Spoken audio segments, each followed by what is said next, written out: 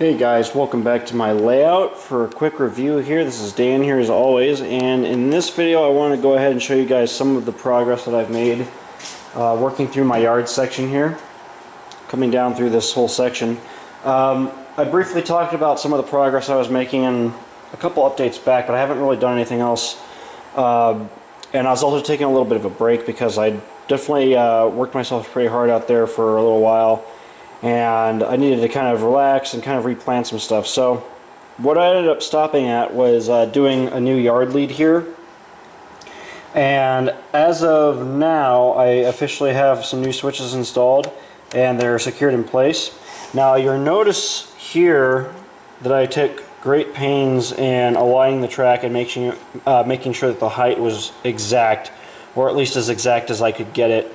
Between transitional joints, because as everything is settled out here, the height's changed a little bit, things have bumped up, and you end up having like little areas where the track raises up and you have a little hump, and it's very unrealistic. It doesn't look very good, so I've had to really go back in and do some fixing. Excuse me.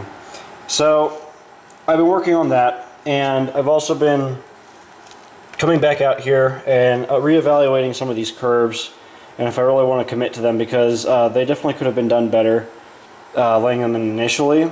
So there's still room for improvement here, and just as we've gone along here, I've definitely discovered that there's a lot more areas that I need to work on. The big bummer with this over here is that all this is humped up severely right in here, and all this is very bizarre because all of it runs along and then dips down, but then you have this large hump here. So there's a major sag here, and then the track is misaligning right here as well in this joint where these trash cars are sitting. So it's causing me some issues there, and it's going to have to be something I'm going to have to fix. Another thing is I've had some more track kinking because this joint wasn't really done properly the first time around. This really just needs to be one solid section with the rails coming in like that, where it's not a butt joint like it is here, where you're allowing that sort of slack to kick in and bend your rails. It needs to be spaced more in so that the rails can flex a little bit, but they're not going to warp out like they've done here where they're kinking, because now I have a major track kink here that I'm going to have to fix. So I have to pull up the track and then realign it and then redo the road bed because it's all just completely out of whack now. So this is going to be a major project over here, having to redo this. I am satisfied with these block-ins for the turnouts. I am happy with how those came out. Those are pretty much ready to go. We'll get back to this end here to show you guys what the scenery looks like as it's finished. A big thing that one of the big reasons I haven't done any scenery on this end is because I was waiting to get the AC unit done.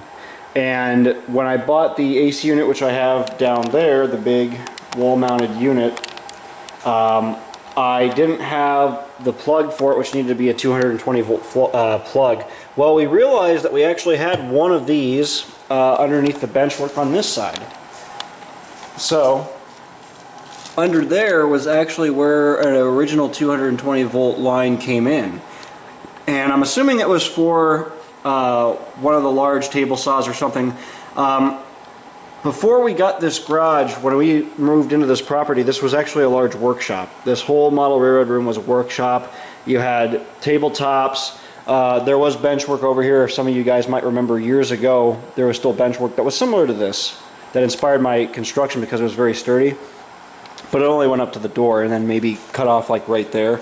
But anyways, he had a lot of very big tools out here, so we had a 220 volt line coming into the garage, so we were able to recycle the junction there, and then we just redid the wiring. So we had to pull out all the wiring, a little bit risky because I was obviously kind of sweating bullets out here, because we had to climb up on the bench work and we had to climb up on the finished track sections and things to rerun a brand new cable all the way across the top of the room there, and then run it back down to this new outlet. This all had to get done in preparation for that AC unit. There was just no way. You can't take something like that and then plug it in to a 120 volt line, because yeah, you're gonna have problems. You're gonna have major problems. Anyways, so yeah, we had to get the junction box in.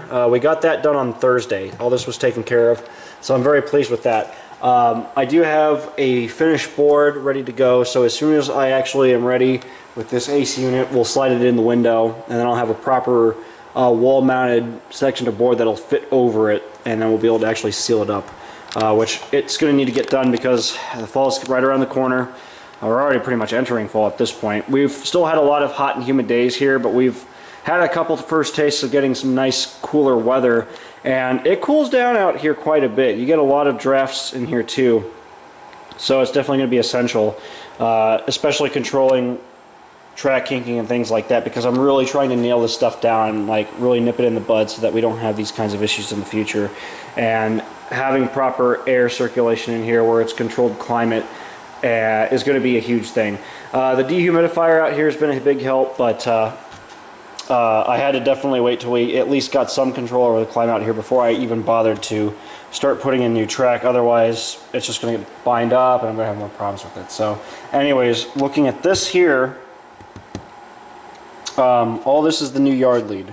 Pico switches, got nice smooth transitions. I really had to take my time laying in the proper lengths of track and making sure that the roadbed look just like the prototype, where you have a yard lead here for the locomotives, yard track, technically yard track 2, and then yard track 3, where you have the different heights, where yard track 3 is almost the same height as the mainline tracks, but you have those discrete differences in the mainline height. That's a very key feature of the real yard that I'm trying to model here. So I've had to take a lot of time to adjust the height, transitioning between the different modules to make sure it's right. And that also has meant that I've had to move feeder wires, so I've had to do a little bit more soldering, and oh joy, how much I love doing feeder wires. Anyways, got the switch set in here, soldered in place, secured. This turned out really good, and then we got the brand new yard lead here, leading into 3. All this has been redone. This was a bit of a pet peeve. This was annoying. During the summer, got super hot, super humid, and I had a lot of track binding up here, and I had a massive hump form right in this modular joint. You can actually see the major height difference kind of right here, and that was something we had to fix. So I had to come back through here, shave down the foam, and then relay in the track to maintain the proper height there. So that was something I didn't want to have to do, but I had to fix it properly. And so hopefully this is done once and for all, coming out here correcting that. But anyways, all this is now wired up, so I can run a train right through all these yard tracks, which is really awesome because I haven't been able to do that up to this point. So all this is live now. I won't be having locomotives parked down here, so all this is dead past maybe like here.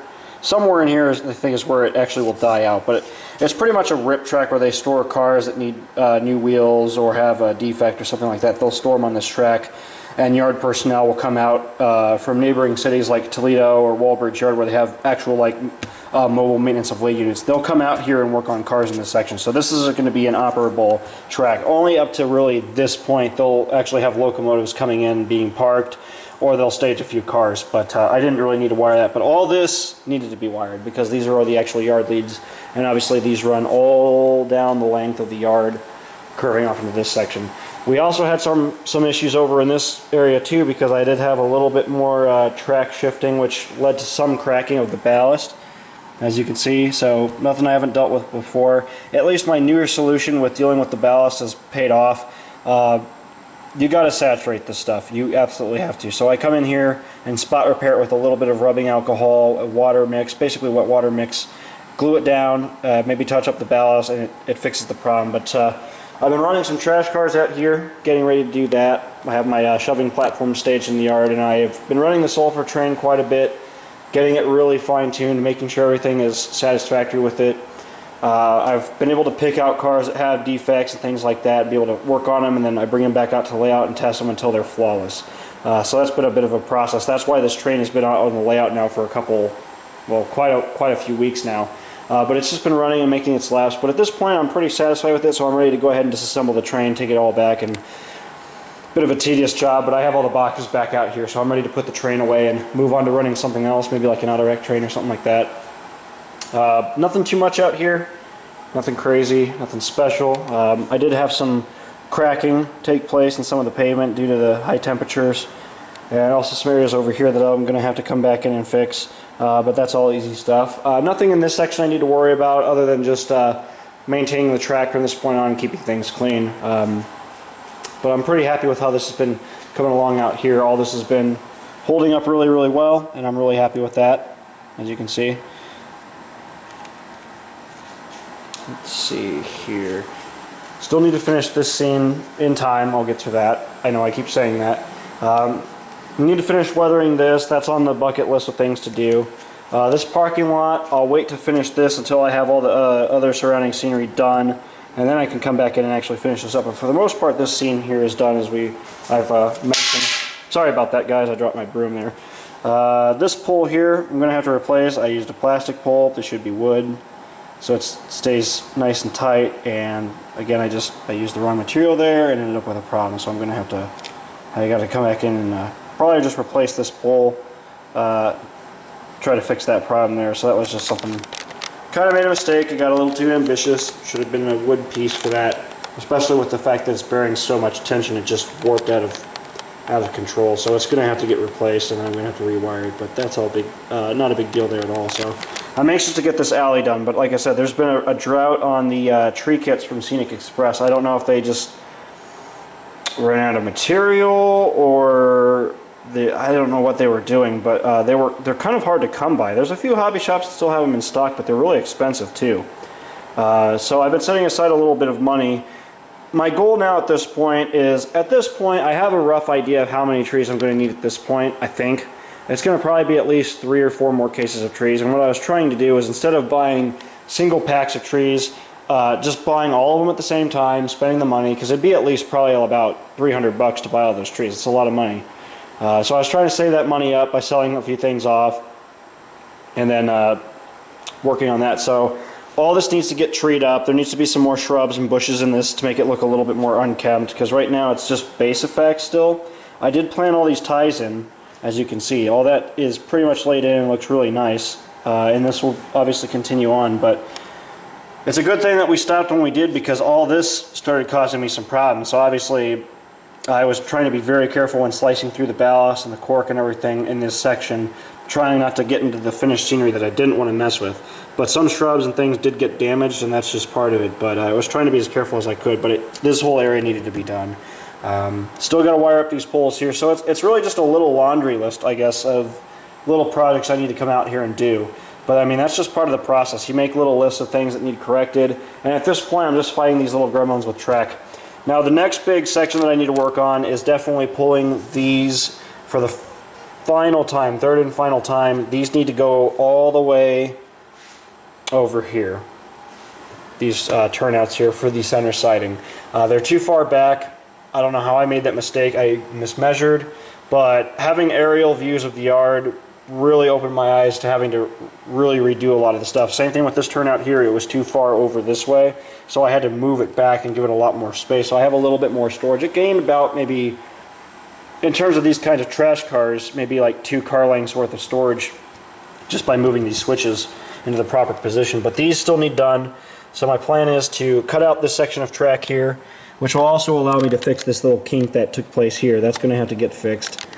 So I'm going to take that, lift that out, replace this entire section of track, and then I won't need to redo the feeders. I have the access lines already laid in for feeders, which is good. So like I said, a lot of little gremlins, and I'm still making mistakes that I have to go back and correct, and that's just part of it. You know, this is still a learning experience for me, and I know a lot of people are looking at this, oh, why didn't you do it this way, or why didn't you use this track, or these joiners, or this ballast? You know, I mean, I didn't know.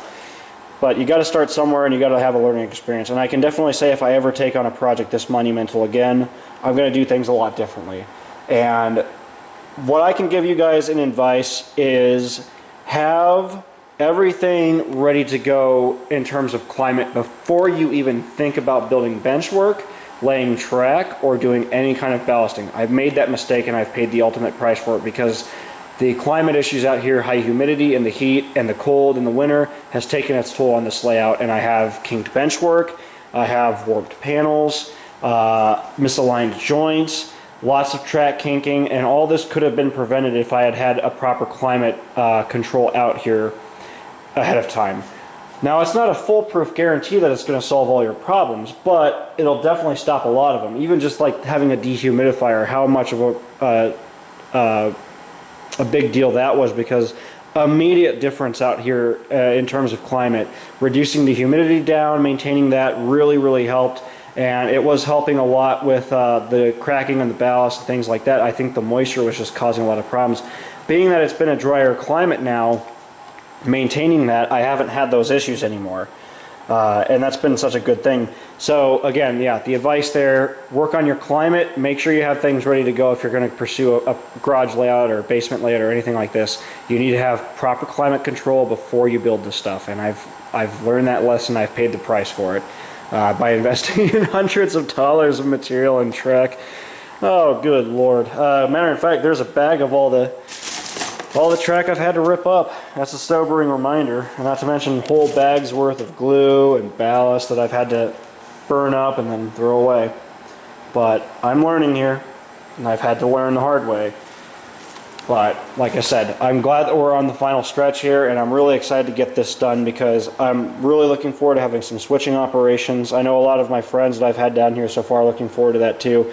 It's fun running these trains on the main line, it really is, but there's something about doing like those switching operations. With this layout, it was always intended to be a switching layout with the main line there too, so you could have trains in the background that you can run, and also you'd have that challenge presented where you need to be able to move cars between points A and point B, where in real life they're moving cars between this yard and then this yard where they're shipping them out. So it's a logistical issue of like having your locomotive in the right position, having your cars in the right position, making the right switching moves where you're not going to interfere with traffic. It's all a lot of calculation. It's a lot of the fun that I knew was in store for this, but I'm looking forward to that. That's the part I really want to get into, and I'm hoping by next year I can really start focusing more and more on the switching. I know you guys are looking forward to that too, but like I said, it's just having to go back in and do things the right way at this point. I don't want to leave these little defects. I mean, I could have left the track kink here, but then as you're looking down the track, you see that. You're going to notice the car's humped up and it just doesn't look right.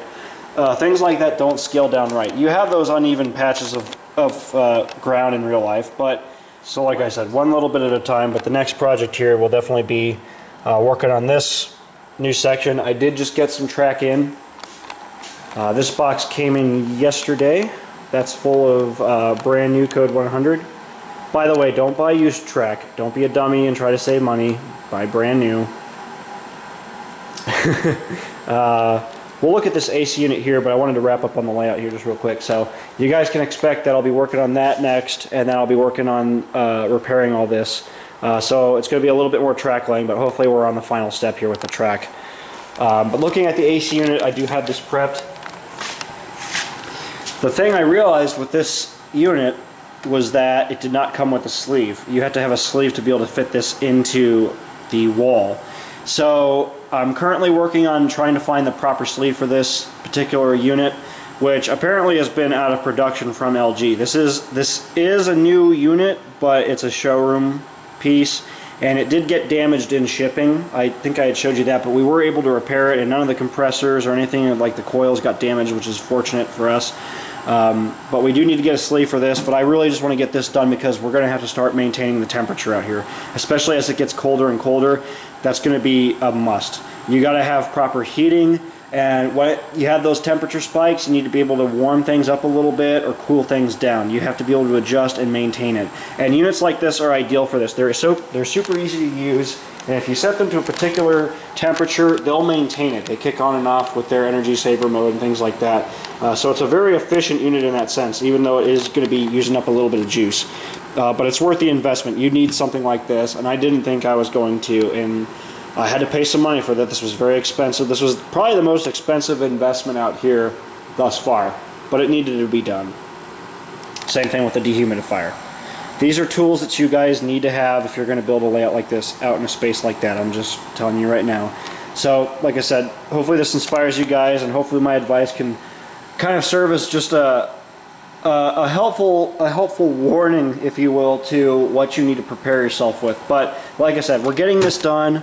Hoping to get this installed. If I can get a sleeve in this week, I'll try to get that slipped in. Me and my brother will come out here, get that installed so we can start running proper air out here.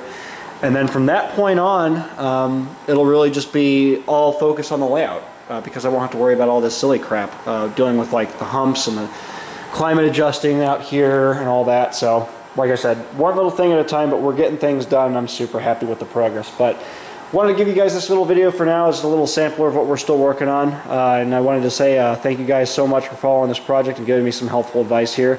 I'll continue to keep making videos out here as we make progress, and I'll continue to keep you guys updated. So thank you for watching, guys. We'll see you in the next one. Take care.